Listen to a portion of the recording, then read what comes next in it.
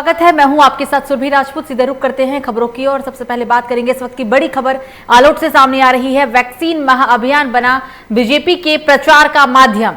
Vaccine अभियान में लाखों का खर्च। वैक्सीन सेंटर पर लोगों को लगे दिखे नो वैक्सीन के बोर्ड। वैक्सीन सेंटर का समय सुबह 9 बजे से लेकर शाम के 5 बजे तक का है। वैक्सीनेशन के लिए लोगों को 11 बजे ही सेंटर बंद मिले हैं।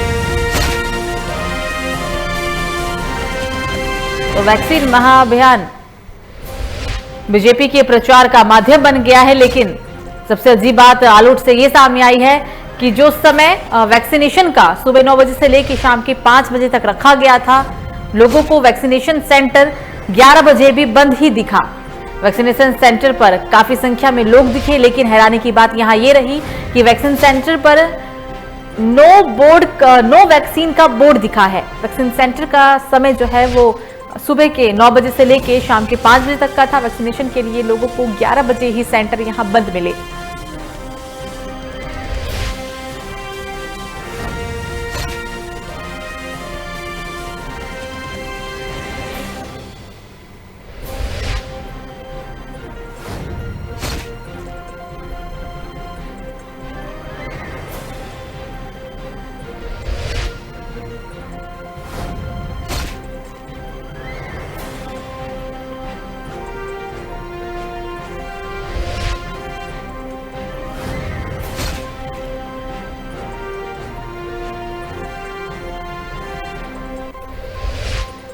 यह मेरी अभी जो यहाँ के अधिकारियों से बात हुई है, लगभग 20 वैक्सीनेशन सेंटर आलोट में बनाए गए हैं और जैसा अधिकारियों का कहना है कि आज मात्र 2000 वैक्सीन आज के टीकाकरण के लिए उपलब्ध है।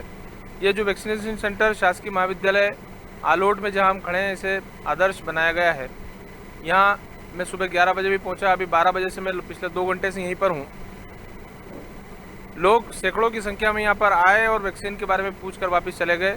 सुबह 9 बजे से 9:30 बजे के बीच मात्र 100 टोकन यहाँ पर दिए गए थे, वो वैक्सीन 1 घंटे में ख़त्म हो गए। उसके बाद से लोग लगातार पिछले 3 घंटे से आ रहे हैं और कमोबेश यही स्थिति सारे वैक्सीनेशन सेंटर्स की है। आज वैक्सीनेशन का कार्यक्रम था, प्रशासनिक व्यवस्थाएं नहीं हो पाई। यहाँ पर 300 टीके 250 टीके आना थे, लेकिन शासन की तरफ से 100 टीके ही मिले हैं। इस हम घर घर जाकर इनको पीले चावल दिए, घर घर जाके इनको बुलवाया कि भैया आपको वैक्सीनेशन करवाने आना है। ये सभी लोग अपनी मजदूरी छोड़कर, गरीब परिवार के लोग हैं, ये सब अपनी मजदूरी छोड़कर बूढ़े वृद्ध लोग भी आए हैं।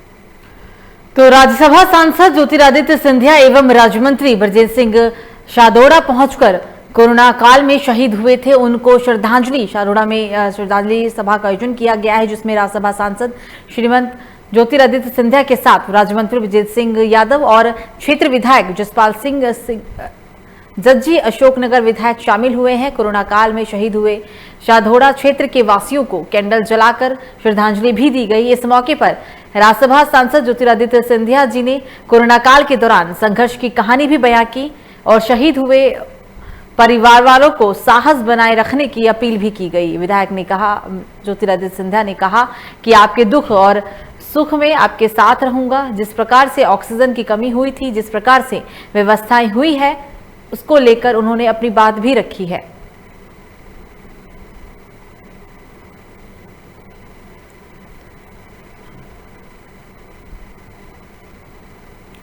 तो कोरोना काल में जिन लोगों ने अपने परिवार के सदस्यों को खोया, उन लोगों के परिवार को सांत्वना देने के लिए मंगलवार देर रात राज्यसभा सांसद ज्योतिरादित्य सिंधिया अशोकनगर आए और विधानसभा उपचुनाव 2020 के दौरान सिंधिया अपने प्रत्याशी का प्रचार करने के लिए अशोकनगर भी पहुंचे थे। बताते चले आपको कि सिंधिया पहली बार अशोकनगर आए हैं। ज्योतिरादित्य सिंधिया ने इस दौरान स्थानीय रेस्ट हाउस में कोरोना काल के दौरान दिवंगत हुए नागरिकों के चित्र के समक्ष दीप प्रज्वलित कर श्रद्धा सुमन अर्पित कर दिवंगत आत्माओं की शांति के लिए 2 मिनट का मौन भी धारण किया और शोक समाप्त होते ही परिजनों के प्रति अपनी संवेदनाएं भी व्यक्त की। उन्होंने कांग्रेस का नाम लिए बिना पलटवार किया। उन्होंने कहा कि कई लोग ये अफवाह उड़ा रहे थे कि वैक्सीन में मास है। जब कोरोना संक्रमण का खतरा था तब लोगों क्वारंटाइन में चले गए थे, जनता के बीच नहीं थे। उन्होंने ये भी कहा कि जल्दी ही ऑक्सीजन प्लांट की स्थापना होगी। मंत्री राव ब्रजवेंद्र सिंह यादव ने अशोकनगर के विधायक जजपाल सिंह दर्जी, भाजपा जिला अध्यक्ष उमेश रघुवंशी सहित अन्य वरिष्ठ जन उपस्थित भी यहां पर दिखी है।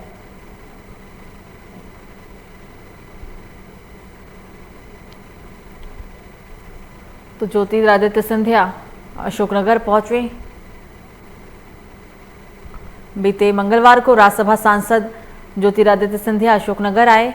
बता दें आपको कि विधानसभा उपचुनाव 2020 के दौरान सिंधिया अपने प्रत्याशी का प्रचार करने के लिए अशोकनगर भी पहुंचे थे। सिंधिया पहली बार अशोकनगर आए हैं। ज्योतिरादित्य सिंधिया ने स्थानीय रेस्ट हाउस में कोरोना काल के दौरान दिवंगत हुए नागरिकों के चित्र के समक्ष दीप प्रज्वलित कर उन्हें श्रद्धांजलि दी और साथ ही उन्होंने 2 मिनट का मौन भी रखा। मृतक के परिजनों के प्रति उन्होंने अपनी संवेदनाएं भी व्यक्त की है।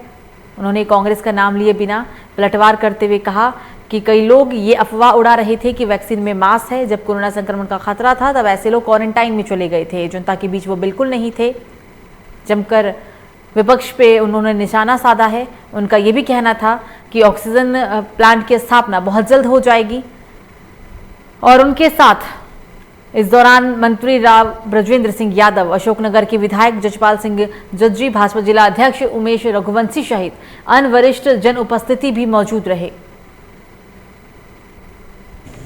देखिए, ये तो नियम के तहत हमको देखना पड़ेगा, लेकिन जिन लोगों को कोविड से उनकी हानि हुई है, जो राज्य सरकार ने नियम बनाया है, मुख्यमंत्री जी ने कहा है, उसके तहत वो प्रक्रिया चलनी चाहिए और वो चलेगी। देखिए, अब इसमें मैं अपने तरह से टिप्पणी नहीं देना चाहता हूँ, क्योंकि ये प्रशासन और सरकार दोनों मिलके करेगी ना।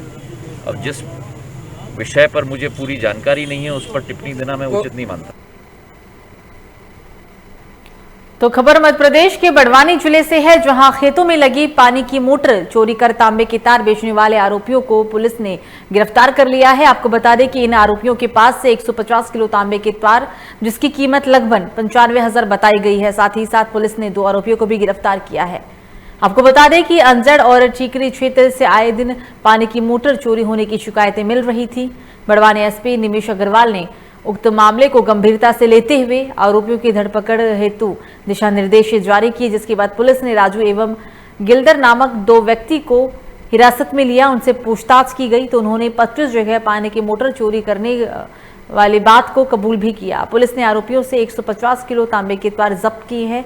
इस मामले में चोरी का माल खरीदने वाले 2 आरोपियों की भी तलाश की जा रही है। ये अभी पिछले कई दिनों से अंजड़ और ठीकरी थाना क्षेत्र के जो नर्मदा नदी से किनारे लगे हुए गांव हैं, वहाँ के किसानों द्वारा लगातार ये शिकायत की जा रही थी कि उनकी जो मोटरें हैं वो चोरी की जा रही हैं और उनसे तार निकाले जा रहे हैं। इस पर पुलिस अधीक्षक महोदय द्वारा एक स्पेशल टीम का गठन किया गया और उस टीम द्वारा एक मोटर चोर गिरोह को पकड़ा गया है। लगभग 25 मोटरों का तार इन लोगों से जब्त किया गया है और इन्होंने लगभग अंजड़ और ठीकरी के लगभग सभी गांव जो नर्मदा किनारे हैं उनमें मोटर चोरी ये लोग लगातार पिछले 1 वर्षों से कर रहे थे। आरोपी इसमें जो मुख्य रूप से 2 आरोपी जो मोटर चोरी करते थे और उसके बाद ये जो माल जिन लोगों को बेचते थे उन लोगों को भी इसमें आरोपी बनाया गया है। तो अभी कुल मिलाकर 4 आरोपी। तो खबर मध्य प्रदेश के बड़वानी जिले से है, जहां राज्यसभा सांसद डॉक्टर सुमेर सिंह सोलंकी ने गृह मंत्री डॉक्टर नरोत्तम मिश्रा को पत्र लिखकर बड़वानी जिला अंतर्गत ग्राम धवली ग्राम एवं मेतीमाड़ा में पुलिस चौकी स्थापना करने की मांग की है। राज्यसभा सांसद डॉक्टर सुमेर सिंह सोलंकी का कहना है कि ग्राम धवली में वर्ला थाने की दूरी 25 किलोमीटर है और ग्राम मेतीमाड़ा से सिलावत थाने की दूरी 20 किलोमीटर है। ऐसी स्थिति में ग्राम धवली व मेडी माता के आसपास के गांव में होने वाली घटनाओं की प्राथमिकी दर्ज कराने के लिए वहां के लोगों को लंबी दूरी तय करना पड़ता है। थाना दूर होने की वजह से असामाजिक तत्वों व अपराधों पर नियंत्रण भी नहीं हो पाता है।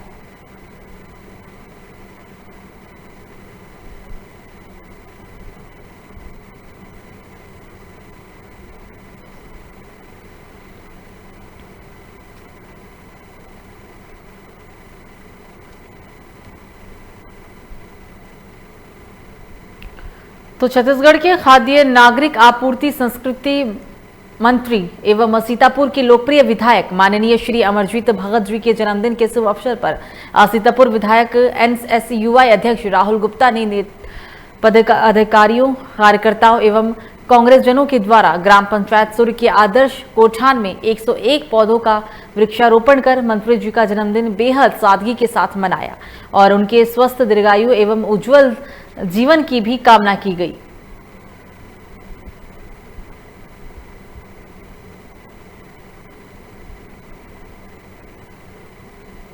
आज छत्तीसगढ़ शासन के कैबिनेट मंत्री एवं सीतापुर के लोकप्रिय विधायक माननीय श्री अमरजीत भगत जी का जन्मदिन सीतापुर NSUI विधानसभा टीम के द्वारा ग्राम पंचायत सूर्य के आदर्श गोठान में वृक्षारोपण कर मनाया जा रहा है। तो इस बीच कांकेर से एक बड़ी खबर सामने आ रही है। ट्रैक्टर बिजली की पोल को तोड़ते हुए घरों में घुसा, ड्राइवर की लापरवाही से हुआ है ये बड़ा हादसा। सूत्रों से मिली जानकारी के अनुसार लाइसेंस के बगैर चला रहा था युवक गाड़ी। आमजन को देखकर ड्राइवर हुआ मौके से फरार। पुलिस मौके पर पहुंचकर जांच में जुट गई है। ग्राम मेटा छोटे बेटिया थाना क्षेत्र का ये पूरा मामला है।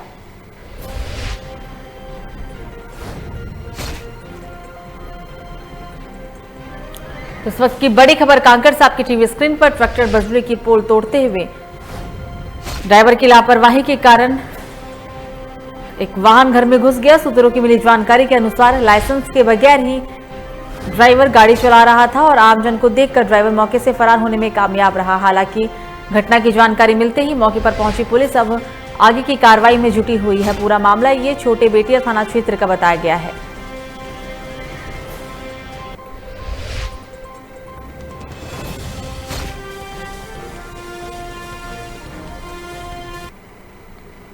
तो दतिया में सड़कों पर उतरकर कलेक्टर और एसपी ने लोगों को संदेश दिया कि एक कोरोना से बचना है तो व्यक्ति ना बस लगवाना है। आज शहर में कलेक्टर संजय कुमार और निर्देशन में एक रैली निकालकर पूरे बाजार में नागरिकों को बैचिंग लगवाने के लिए प्रेरित भी किया गया। बताते चले इस दौरान अमन सिंह राठौर सहित विभिन्न सामाजिक संगठन और उनसे जुड़े कार्यकर्ता भी इस रैली में शामिल हुए और हाथों में तख्तियां लेकर व्यक्तियों को संदेश दिया।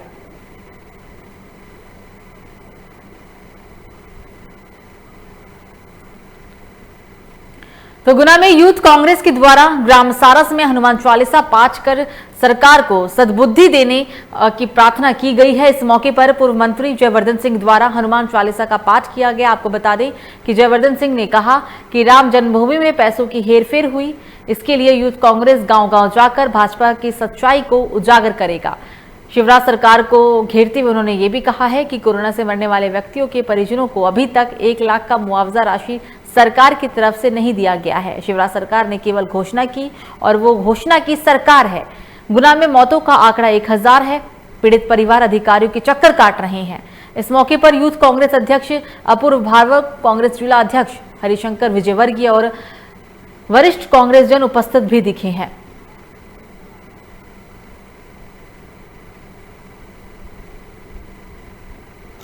ये तो उनकी आदत है, वो घोषणा कुछ भी कर देते हैं, जनता गुमराह हो जाती है और फिर स्थिति ऐसी बनती है कि जब जनता उस विषय पर मांग उठाती है तो योजना का लाभ देते नहीं है।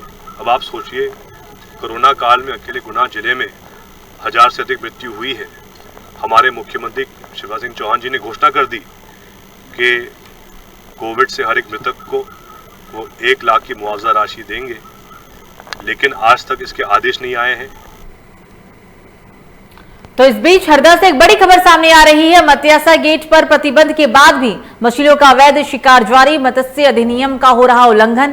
बैंक वाटर क्षेत्र से चोरी छिपे मछलियों का हो रहा है परिवहन। दोगुने दामों पर बिक रही है मछलियां। मत्स्य विभाग ने साधी है चुप्पी। तो इस वक्त की बड़ी और अहम खबर हरदा से आपकी टीवी स्क्रीन पर। मत्स्य खेत पर प्रतिबंध के बाद भी मछलियों का अवैध शिकार लगातार जारी है। मत्स्य अधिनियम का यहां पर निरंतर उल्लंघन होता दिख रहा है।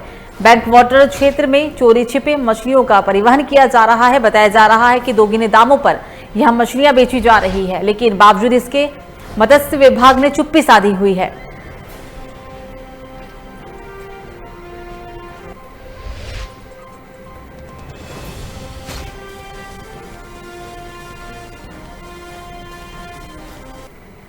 तो तो खबर जबलपुर से सामने आ रही है, जहां जबलपुर में भारत विकास परिषद में मेडिकल यूनिवर्सिटी पर वित्तीय अनियमितताओं समेत कई गंभीर आरोप लगाए गए हैं। आपको बता दें कि भारत विकास परिषद द्वारा पत्रकार वार्ता के माध्यम से पत्रकारों को मेडिकल यूनिवर्सिटी की वित्तीय अनियमितताओं के बारे में बताया गया और साथ ही भारत विकास परिषद ने जबलपुर मेडिकल यूनिवर्सिटी में कुलपति समेत कई अधिकारियों पर वित्तीय अनियमितताओं के गंभीर आरोप भी लगाए। भारत विकास परिषद संगठन का कहना है कि विश्वविद्यालय के कुलपति टीएन दुबे, कुलसचिव जेके गुप्ता एवं वित्त नियंत्रण आरके जेकाटे ने सांठगांठ करके वार्षिक बजट में भी वित्तीय अनियमितताएं की है। साथ ही साथ 2021-22 में बजट पारित न करते हुए स्टाफ का वेतन, क्रय व अन्य देख मेडिकल यूनिवर्सिटी द्वारा दिए गए, जो कि असंवैधानिक है। भारत विकास परिषद के प्रांत अध्यक्ष आलोक मिश्रा का कहना है कि भारत विकास परिषद द्वारा कई बार मेडिकल यूनिवर्सिटी की अनियमितताओं को लेकर समस्त अधिकारियों को शिकायत पत्र के माध्यम से कई बार अवगत भी कराया गया था, लेकिन फिर भी अभी तक मेडिकल यूनिवर्सिटी के दोषी अधिकारियों के ऊपर किसी भी प्रकार की कोई भी कार्रवाई नहीं की गई, जिसके कारण अधिकारी अपनी मनमानी करते हुए विश्वविद्यालय का कार्य कर रहे हैं और छात्रों के भविष्य के साथ खिलवाड़ कर रहे हैं।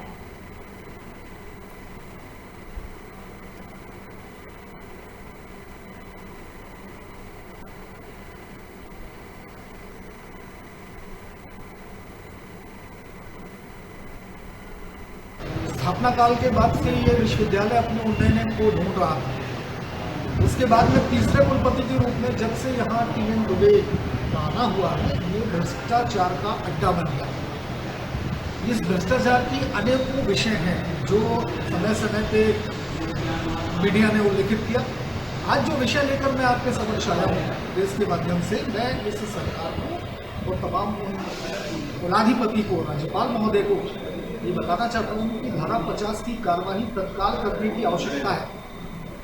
विश्वविद्यालय के तमाम अध्यादेश, अधिनियम, परिनियमों का उल्लंघन करते हुए तत्कालीन कुलपति डॉक्टर टीएन दुबे द्वारा घोर वित्तीय अनियमितताएं की गई। तो खबरों में आगे बढ़ेंगे। जबलपुर कलेक्टर को अतिथि शिक्षकों ने मई और जून के वेतन को लेकर ज्ञापन दिया है और साथ ही ये भी कहा है कि मध्य प्रदेश के अन्य जिलों में अतिथि शिक्षकों को वेतन नहीं दिया जा रहा है, तो जबलपुर में अतिथि शिक्षकों को वेतन क्यों नहीं दिया जा रहा है। इस ज्ञापन में ये भी कहा गया, लोक शिक्षक संचालयान के आदेशानुसार मई और जून का मानदेय बजट आवंटित किया जा चुका है, लेकिन बावजूद इसके जबलपुर के कुछ संकुलों में मई और जून का वेतन दे दिया गया, तो हमारे साथ ऐसा भेदभाव भला क्यों हो रहा है। और ये कहा गया है कि अतिथि शिक्षकों को 12 महीने का कार्यकाल नियमित किया जाए, समय से मई माह का वेतनमान दिया जाए और जून महीने के वेतन को भी आदेशित किया जाए।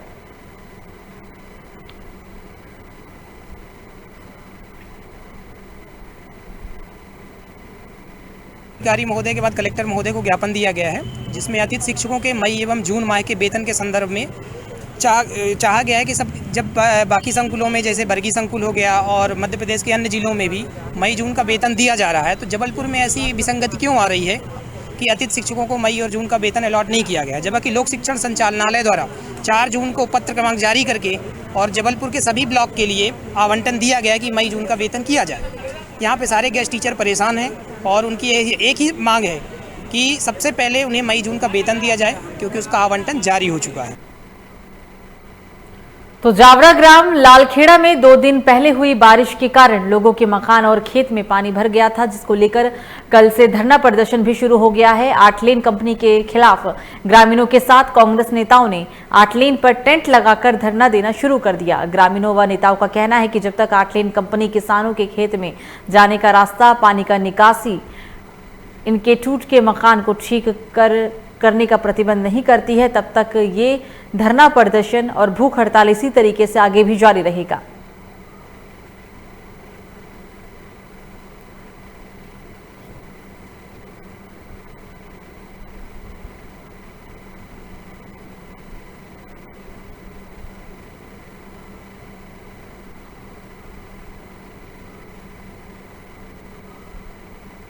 तारीख को जब मानसून की पहली बारिश हुई और उस बारिश की जो पानी था, ये 8 लेन की जो ठेकेदार और 8 लेन के जो इंजीनियर है, इनकी लापरवाही के कारण जावरा विधानसभा के ग्राम लाराखेड़ा में वो पानी वर्षा के पानी की भर गया था, जिसके कारण से यहाँ पे 8 से 10 हमें अनुसूचित जाति के भाइयों के मकान क्षतिग्रस्त होकर गिर गए थे।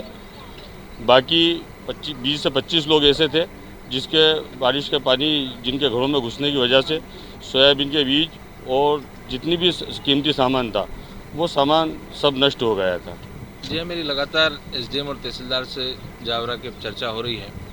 उन्होंने आज सुबह अनुभाग के अधिकारी ने मुझे बताया है कि जिन लोगों के मकान गिर चुके हैं उनके 90 हज़ार रुपये हमने स्वीकृत कर दिए हैं। जिन लोगों के मकानों में क्षति हुई है उन लोगों के 10,000 से लेकर 30,000 35,000 रुपये तक स्वीकृत किए हैं। लेकिन जो राशियाँ उन्होंने बताई है हमको, वो कुछ लोगों के नाम उसमें छूटे हुए हैं। कुछ यहाँ पर जो काम जो है जिसके लिए हमने कहा था कि ये काम कल तक हो जाए वो अभी तक हुए नहीं हैं। तो इस बीच शाहजहांपुर से एक बड़ी खबर सामने आ रही है। शाहजहांपुर जिला चिकित्सालय में अजीबोगरीब घटना सामने आई है। एक दोस्त को दूसरे दोस्त ने पार्टी में नहीं बुलाया तो एक दोस्त ने अपने ही दोस्त पर चाकू से हमला कर दिया। हमले में युवक गंभीर रूप से घायल है। युवक को इलाज के लिए जिला अस्पताल के अंदर भर्ती कराया गया। तो इस वक्त की बड़ी खबर मध्य प्रदेश के शाहजहांपुर से आपकी टीवी स्क्रीन पर। रिश्ते को शर्मसार कर देने वाली पूरी घटना है। दरअसल पूरा मामला आपको बता दें कि जब एक दोस्त ने अपने दोस्त को पार्टी में नहीं बुलाया तो नाराज दोस्त ने अपने ही दोस्त पर चाकू से हमला कर दिया। इस हमले में युवक गंभीर रूप से घायल है। घायल अवस्था में युवक को जिला अस्पताल के अंदर भर्ती कराया गया।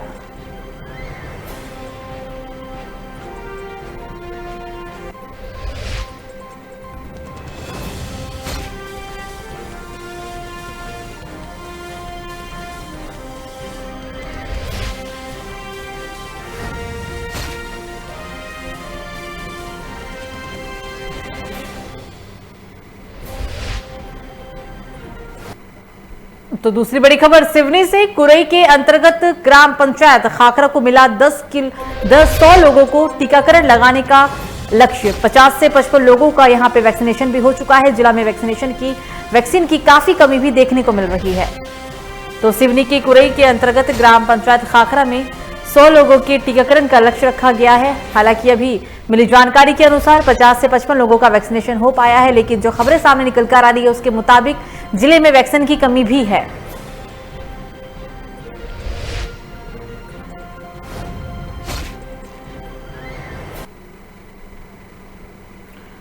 तो जांजगीर चांपा जिले की बाराद्वार पुलिस ने 20 टन सरिया लोड ट्रक चुराने वाले 4 आरोपियों को कुछ ही घंटों में पकड़ने में सफलता हासिल की है। इस संबंध में एसपी पारुल माथुर का कहना है कि खरसिया के व्यापारी तरुण गुप्ता ने ट्रक में 20 टन लोहे की सरिया लोड की थी। ड्राइवर 19 जून को जिला रायगढ़ के पुंजी पथरा से बिर्रा एवं मस्तूरी के लिए 10 टन सरिया लेकर निकला और रात 8 बजे सनराइज स्कूल बाराद्वार के पास रोड किनारे ट्रक को खड़ा कर वो अपने घर सो गया। लेकिन तभी 20 जून की सुबह करीब 3 बजे घर से मौके पर पहुंचा तो ट्रक वहां पर नहीं था।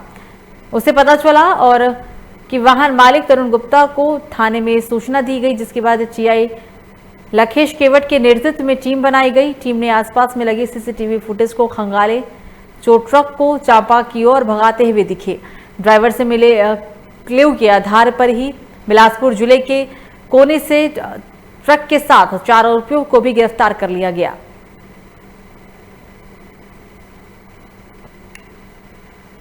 बाराद्वार थाने में ट्रक के ड्राइवर के द्वारा एफआईआर कराई गई थी कि उसके घर के सामने से ही ट्रक जिसमें कि करीब 20 टन सरिया भी लोडेड था वो चोरी हो गया है। उसकी रिपोर्ट पर से तत्काल पतासाजी करते हुए जानकारी प्राप्त की गई और अकलतरा थाना क्षेत्र से ट्रक को बरामद किया गया है और उसमें पूरा 20 टन सरिया भी उसमें बरामद किया गया है। इसमें 4 आरोपियों की गिरफ्तारी की गई है जिनसे ट्रक बरामद किया है। ये लड़के भी अकलतरा क्षेत्र के रहने वाले थे और इनसे घटना में प्रयुक्त जो मोटरसाइकिल और जो औजार उपयोग किए गए हैं वो भी बरामद किए गए हैं। सभी को जेल।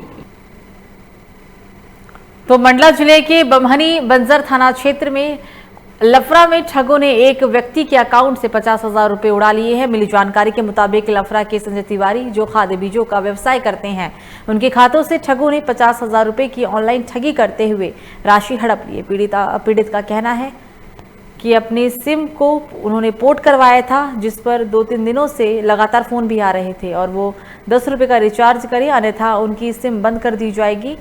इसका उनको मैसेज भी प्राप्त हुआ था। बता दें आपको कि 17 मई को शाम 4:05 पर फिर से एक फ़ोन आया। जब बेटे ने बात की तो उनके बेटे से दूसरे फ़ोन नंबर के विषय में जानकारी हासिल की गई और उसे हैक कर लिया गया।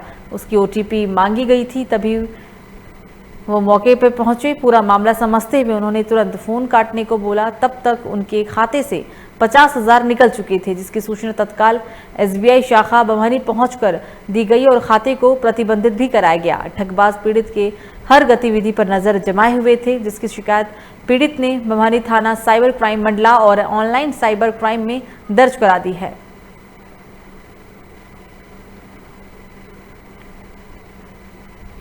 17 जून को लगभग 4 बजे दोपहर को एक अनजान नंबर से बच्चे के मोबाइल में फ़ोन आया। वो बच्चे से बात करता रहा। बात करते करते उसने मेरे मोबाइल की जानकारी हासिल की बच्चे से, और मेरे मोबाइल में एक OTP आया।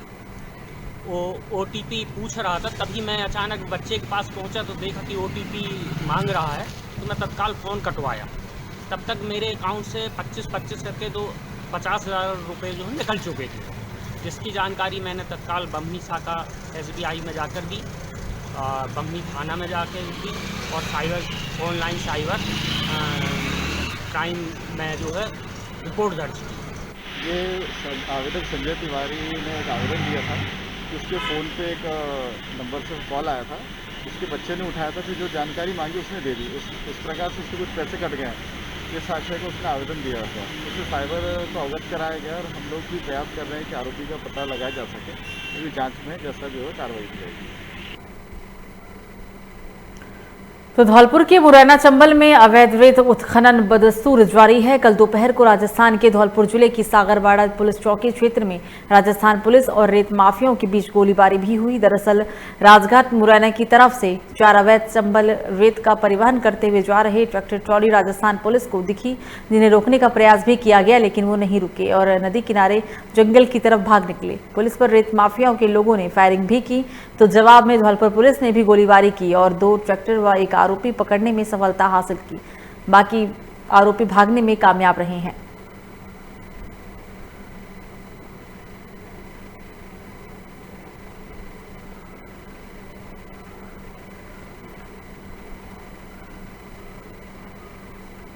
चंबल नदी पर जो सागरपाड़ा चेक पोस्ट है, इस पर DST और QRT और जिला पुलिस के जाब्ते द्वारा नाकाबंदी की गई थी। मध्य प्रदेश की तरफ से 4 ट्रैक्टर आए, जिसमें 5-6 लोग सवार थे। इनको रोकने की कोशिश हुई तो इन्होंने पुलिस जाब्ते पर फायर किया। पुलिस जाब्ते द्वारा भी जवाबी फायरिंग करते हुए 2 ट्रैक्टर ट्रॉली और एक व्यक्ति को दबोचा है।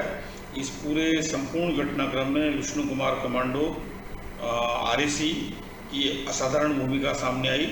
इसने अदम्य साहस और शौर्य का परिचय देते हुए एक व्यक्ति लालू उर्फ देवेंद्र सिंह सन ऑफ शिव सिंह गुजर निवासी जैतपुर सराय छुला को मैं हथियार के दबोचा है। ये कार्यवाही निरंतर जारी रहेगी।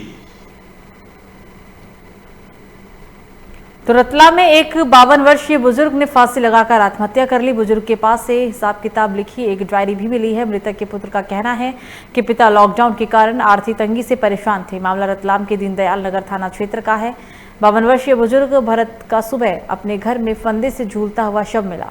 परिजनों ने इस बात की सूचना पुलिस को दी, जिसके बाद मौके पर पहुंची पुलिस ने शव को कब्जे में लेते हुए पोस्टमार्टम के लिए भेज दिया।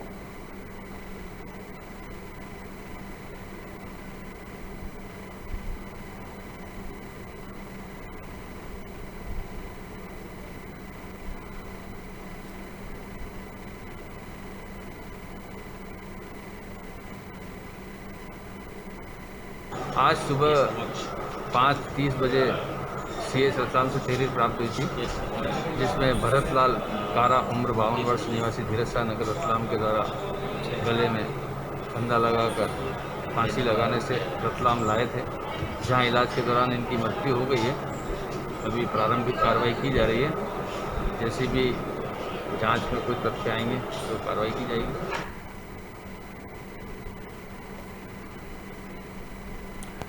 तो सरकारी कर्मचारियों के लिए अब रतलाम कलेक्टर कुमार पुरुषोत्तम ने वैक्सीन की अनिवार्यता कर दी है। वैक्सीन नहीं लगाने पर वेतन नहीं दिया जाएगा, ये कहा गया है। कलेक्टर ने इस संबंध में सभी विभाग प्रमुखों की बैठक में दिशा निर्देश भी जारी किए। कलेक्टर ने सभी से आग्रह किया है कि अगर वैक्सीन नहीं लगाई जाएगी तो उन्हें वेतन नहीं मिलेगा। उनके कार्यालय के सभी अधिकारी कर्मचारी वैक्सीनेशन करवाकर कोरोना से सुरक्षित हो जाएं। अगर किसी कार्यालय के कर्मचारी द्वारा वैक्सीनेशन नहीं करवाया गया तो उस कार्यालय के अधिकारियों कर्मचारियों को सैलरी नहीं मिलेगी। सभी का डीटीओ इस आवश्यक का प्रमाण पत्र भी कलेक्टर को दे देंगे। कलेक्टर ने यह भी दिशा निर्देश दिए हैं कि विवाह आयोजन की अनुमति में एसडीएम ये ध्यान में रखें कि सम्मिलित होने वाले सभी मेहमान वैक्सीन लगवा चुके हो, अन्यथा परमिशन नहीं दी जाएगी। सरकारी कर्मचारियों का जो कार्यक्षेत्र है वो फील्ड में काम होता है और उनका एक्सपोजर ज़्यादा होता है। बहुत सारे लोगों से मिलते हैं जन कल्याणकारी योजनाओं के क्रियान्वयन के लिए, तो ऐसी स्थिति में उनका वैक्सीनेशन होना अनिवार्य है। 70 से 80% लोगों ने वैक्सीनेशन करा लिया, 20% लोग बचे हैं। कुछ ऐसे लोग होते हैं जिनमें एक स्वभावगत आलस्य होता है कि चलो हो जाएगा। उनके लिए ये हमने प्रावधान किया है कि आप 30 तारीख को सैलरी जो मिलती है उसके पहले आप सर्टिफिकेट दें कि आपने वैक्सीनेशन करा लिया। इससे दो फायदे, एक तो उन पर एक मॉरल प्रेशर भी रहेगा और दूसरा उनकी सुरक्षा के लिए, उनके संपर्क में आने वाले लोगों की सुरक्षा के लिए जरूरी है। इसलिए हमने ये निर्देश दिए। तो शाहपुर थाना क्षेत्र के शाहपुर कस्बे में बस में बीती रात संदिग्ध हालत में मिले एक युवती सहित 2 युवक डायल 100 ने पकड़ा है। आपको बता दें कि 100 के कर्मचारियों के द्वारा मानवता को शर्मसार कर देने वाली एक यहां पर बात भी सामने निकल कर आई है। बताते चले कि अर्धनग्न अवस्था में ही युवती को इन लोगों ने थाने में लेकर पहुंचे, जिसके बाद युवती को परिजनों के बारे में जानकारी भी दी गई। दोनों युवकों पर हुई 151 की कार्रवाई की गई। फिलहाल रीवा एसएसपी के द्वारा अतिरिक्त पुलिस अधीक्षक को एक टीम गठित कर दोषियों के ऊपर कार्रवाई करने का आदेश भी जारी किया गया।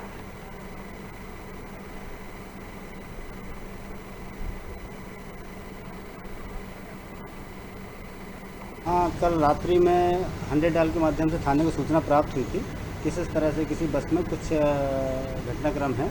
उस आधार पर 100 डायल वहाँ पहुँची थी मौके पर, और 100 डायल के द्वारा देखा गया कि उसमें एक लड़की और एक लड़का है, साथ में बस का ड्राइवर स्टाफ भी है।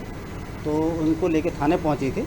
लड़की के साथ कोई दुर्घटना ना हो जाए उसकी सुरक्षा को ध्यान में रखते हुए, और उसको लड़की से पूछा गया कि तो लड़की ने किसी तरह की कोई रिपोर्ट करने से मना कर दिया था, तो लड़की को उसके परिजनों को सुपुर्द कर दिया गया।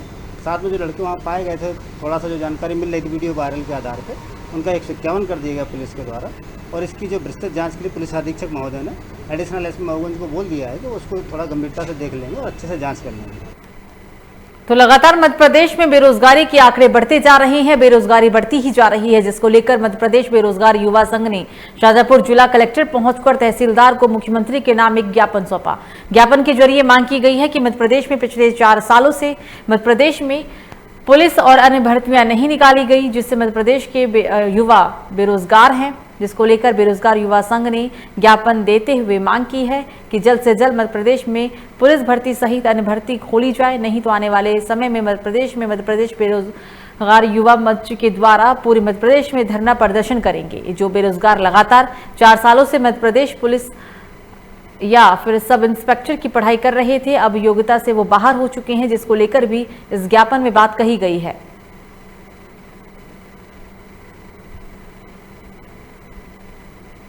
ये मध्य प्रदेश पुलिस भर्ती को लेकर जो अभी 4000 पोस्ट के लिए जो अप्लाई किया था उसका भी कुछ शेड्यूल जारी हुआ नहीं है, और इन लोगों ने जो 18000 पोस्ट के लिए जो करा है उसका भी जल्दी से जारी हो है, और जल्दी से जल्दी जो वैकेंसियाँ हैं जो अपकमिंग जैसे सब इंस्पेक्टर हो गया, पटवारी हो गया, PSC को लेकर हो गया, इन सबका शेड्यूल जारी है।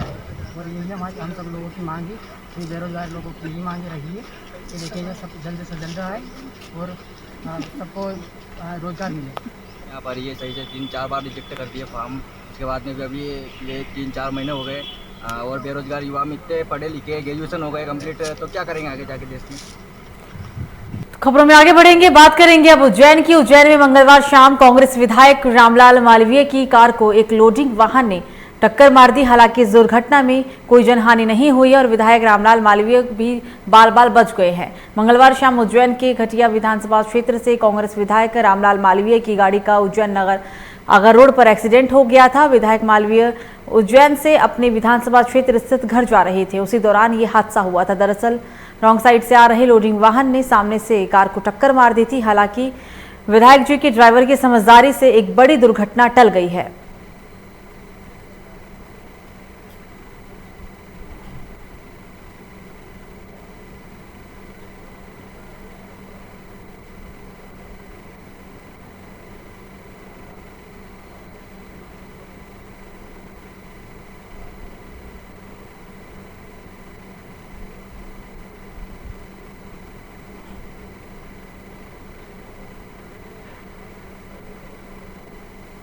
लोग अपने उज्जैन से हम लोग घर जा रहे थे और यहाँ मोड़ के ऊपर ये गाड़ी एकदम इतनी तेज़ गाड़ी आ रही थी सामने से। हमारे ड्राइवर ने पूरी गाड़ी बचा ली और हमने रोक दी। उसके बाद भी उसने लाके ऊपर ठोकी। ड्राइवर ने तो कोई कसर नहीं रखी थी ऊपर चढ़ाने, पूरी गाड़ी चढ़ा दी थी। क्या गया था मैं वो इंतजार कर रहा हूँ कि यही सब यही आ जाए गड्ढिया थाना प्रभारी, फिर हम लोग उसका बना चले जाएंगे।